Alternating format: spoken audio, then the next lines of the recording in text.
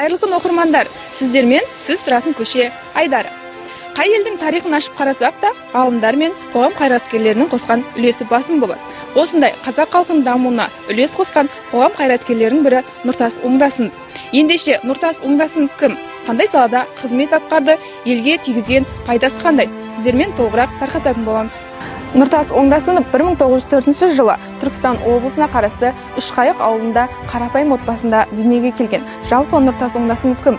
Толығырақ айта кетейік. Нұртас Оңдасын Қазақ СССР комитетінің төрағасы болған. Сонымен қатар мемлекеттік қоғам қайраткері, араб және парсы танушы ғылымдарының зерттеушісі болған. Достар, сонымен қатар Нұртас Оңдасынов атындағы көшеден бөлек қаламыздың орта бөлігінде орналасқан номер 38 мектеп гимназиясы Нұртас Оңдасыновтың ерен еңбегінің құрметіне атауы осы мектепке берілген. Нұртас 1920 жылдың тамыз айында Ташкент қаласындағы номер 14 мектеп-интернатына оқуға түседі.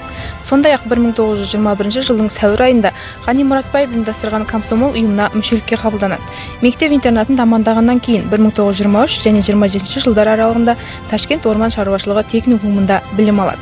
1927 және 30 жылдар аралығында Қызылорда, Жамбыл және Шымкент қалаларындағы су шаруашылығы мекемесінің қызметкері болады. Жас кезінен алғыр, зерек жас жігіт 1930 және 34 жылдары Ташкенттегі Орта Азия университетіне қарасты Играция институтында оқиды.